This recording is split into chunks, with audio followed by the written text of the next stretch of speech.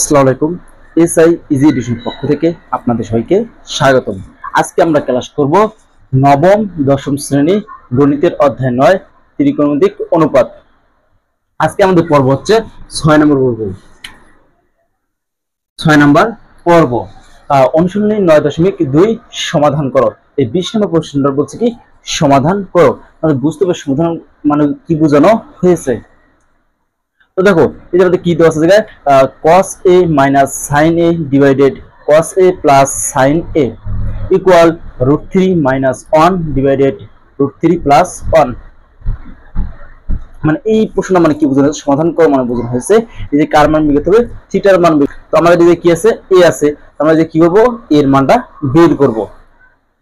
দেখো আমরা কিভাবে সোজাটা সমাধান করি।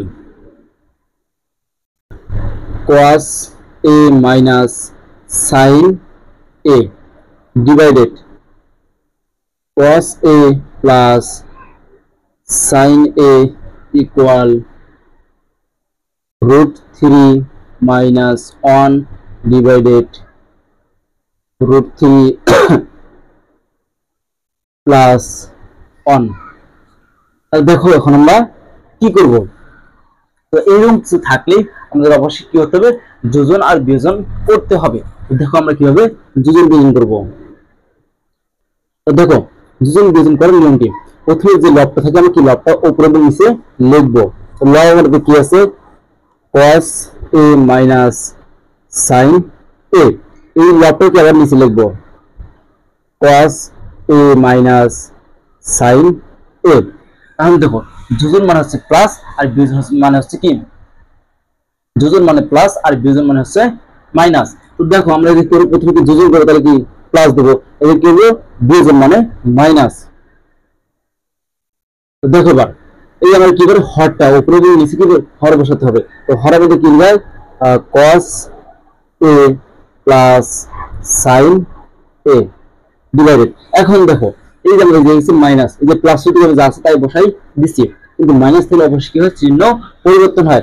প্লাস থাকলে লিখতে হবে মাইনাস আর মাইনাস থাকলে লিখতে হবে কি প্লাস। তো দেখো এই cos এর সঙ্গে কি আছে প্লাস, তাহলে আমরা লিখব এটা মাইনাস cos a। এখন দেখো এই sin এর সঙ্গে কি আছে প্লাস, তাহলে আমরা কি লিখব মাইনাস sin a ইকুয়াল √3 কি আছে √3 minus 1। তো এইটাকে আমরা আবার নিচে লিখব √3 minus 1, উপরে কি দেব আমরা প্লাস, নিচে দেব মাইনাস। এবার কি আমরা লিখব হর, হর করতেছে √3 plus 1, এই প্লাস তাহলে কি যা আছে আমরা তাই লিখব √3 plus 1। আমরা এই মাইনাস তাহলে কি বললাম একটু আগে চিহ্ন পরিবর্তন করে লিখতে হয়। এর সঙ্গে কি প্লাস তাহলে লিখব মাইনাস √3, এই 1 এর সঙ্গে প্লাস তাহলে লিখব মাইনাস 1। আর লিখতে পারি কি যোজন বিয়োজন করে, যোজন বিয়োজন করে। তাহলে এখন দেখো এই লিখেছে মাইনাস সাইন এ, এই যে প্লাস সাইন বলে কি কাটা যায়।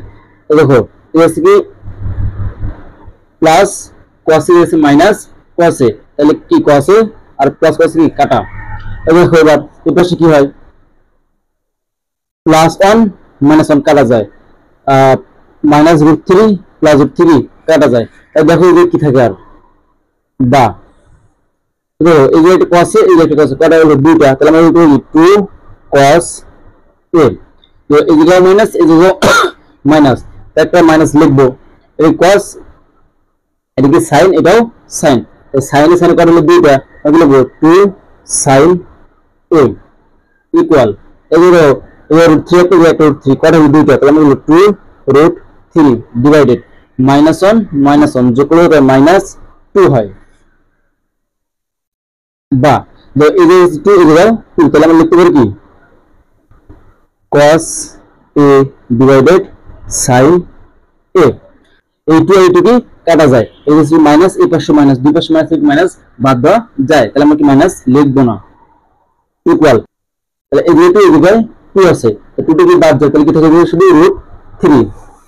তো দেখো এখন আমরা কি জানি cos a ডিভাইডেড sin এর সমান আমরা জানি কি cot a, তাই আমরা লিখব কি বা cot a ইকুয়াল √3, সেটা আমরা দিতে পারি কি cos a divided sin a equal cot a। বা তাহলে দেখো এখন আমাদের জানতে হবে cot কত ডিগ্রি মান হচ্ছে √3। তাহলে আমরা জানি কি cot 30 ডিগ্রি মান হচ্ছে √3। তাহলে আমরা কি লিখবো দেখো cot a ইকুয়াল √3 বলতে আমরা লিখবো কি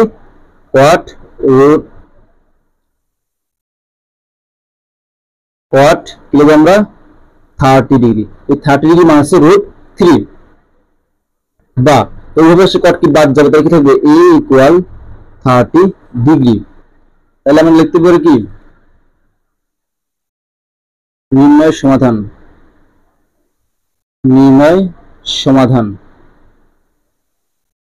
সমাধান a ইকুয়াল 30 ডিগ্রি, এটাই কি আমাদের অ্যান্সার। আশা করি সবাই বুঝতে পারছেন। আর আজকের ক্লাসটা আমাদের এই পর্যন্তই থাকবে। আর যারা আমার চ্যানেল নতুন তারা অবশ্যই আমার ইউটিউব চ্যানেল সাবস্ক্রাইব করে পাশে থাকবে, এবং যারা ফেসবুক পেজ থেকে দেখবে তারা অবশ্যই আমার ফেসবুক পেজে ফলো দিয়ে পাশে থাকবে। সবাইকে অসংখ্য ধন্যবাদ।